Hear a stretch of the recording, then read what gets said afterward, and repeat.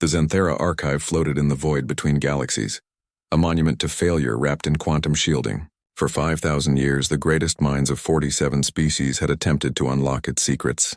For 5,000 years, they had failed. Dr. Sarah Chen floated through the observation deck, her magnetic boots clicking softly against the deck plating. Through the viewport, the archive dominated the view, a structure so massive it bent light around its edges, so ancient that civilizations had risen and fallen in the time it had drifted silent. "You understand the situation, Dr. Chen?" High Engineer Vexthor's translator rendered his clicking speech into flat, clinical English. The Krathnian's multiple eye stalks focused on her with what she'd learned to recognize as skepticism. "We have exhausted every computational approach known to galactic science." Sarah nodded, studying the preliminary data on her tablet. The archive was supposedly a repository of the progenitors, the mysterious first civilization that had seeded the galaxy with warp technology before vanishing 3 million years ago.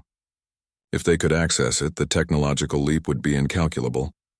"The locking mechanism is pure," Vexthor continued, his carapace shifting in what might have been frustration. "It requires a mathematical proof so complex that our quantum processors have been calculating for millennia.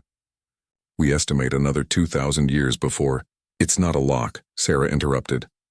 The observation deck fell silent. 15 species worth of engineers turned to stare at the human. Vexthor's eye stalks curled inward, a sign of offense.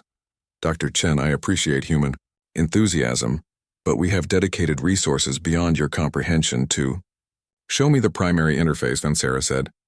The hologram materialized between them, a three-dimensional cascade of symbols that hurt to look at directly, mathematical concepts that folded through dimensions human eyes weren't meant to perceive.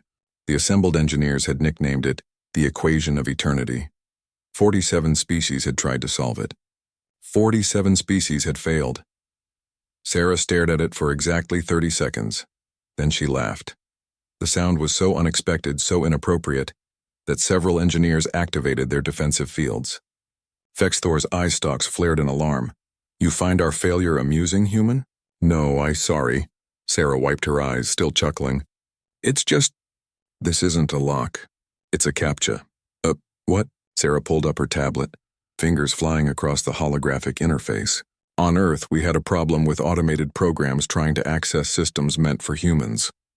So we created tests, simple problems that humans could solve instantly but computers would struggle with. We called them CAPTCHAs." She gestured at the impossible equation. "This isn't asking you to solve it. It's asking you to prove you're not a computer." Vexthor's translator made a sound like grinding gears, the Krathnian equivalent of sputtering. That's absurd. The progenitors were the most advanced. Right, so advanced they could make quantum AI. Probably made it too well." Sarah was already moving toward the interface console, her magnetic boots propelling her across the deck. "Think about it. You're an ancient civilization with technology beyond imagination. What's your biggest threat?" "Hostile species," offered a Meridian engineer, her crystalline form refracting the starlight. "Your own AI going rogue," Sarah said. "So you make a vault that only biological, intuitive minds can open. Not through calculation, through insight." She reached the console, her hands hovering over the controls. "May I?" Vexthor hesitated. 5,000 years of protocol warring with a 5-minute human theory. Finally, he gestured with a tertiary manipulator. "Proceed. What harm can it do that we haven't already?" Sarah pressed her palm against the interface. The equation of eternity blazed in front of her, dimensions folding and unfolding in ways that made her inner ear scream. But she didn't try to solve it. Instead, she looked at the spaces between the symbols, the negative space, the patterns that emerged not from the math, but from how it was arranged. There, hidden in the gaps like a child's picture puzzle. Not an equation at all, a question.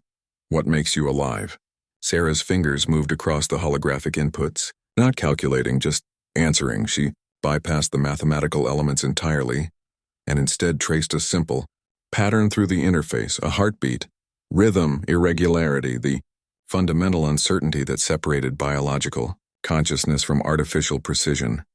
Thumb thump, thumb thump, thumb thump. The archiver responded.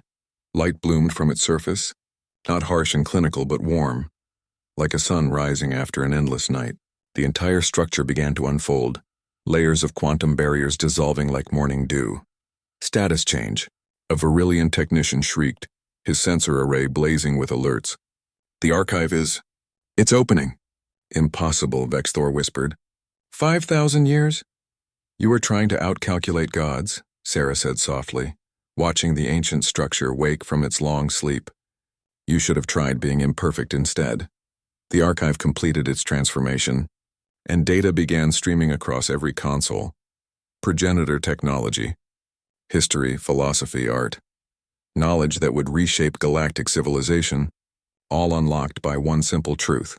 Sometimes the most advanced security system isn't the one that can't be broken. It's the one that can only be opened by someone who doesn't think like a machine. Vexthor approached Sarah, his eye stalks arranged in what she'd learned was respect.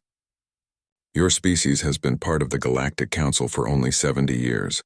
How did you, Sarah smiled, remembering 1,000 frustrating captchas on Earth, asking her to identify traffic lights, bicycles, crosswalks. Let's just say we've had practice proving we're human. As the knowledge of the progenitors flowed into galactic databases, Sarah Chen stood before the viewport and wondered what other impossible problems throughout the galaxy might be solved not with greater processing power, but with a more human approach. Behind her, engineers from 47 species scrambled to make sense of the breakthrough. But Sarah's attention was already drifting to the data streams, to mentions of other progenitor sites scattered across the cosmos, other locks that weren't locks, other tests designed not for the strongest or smartest species, but for the ones who remained stubbornly and beautifully imperfect. After all, that's what it meant to be human.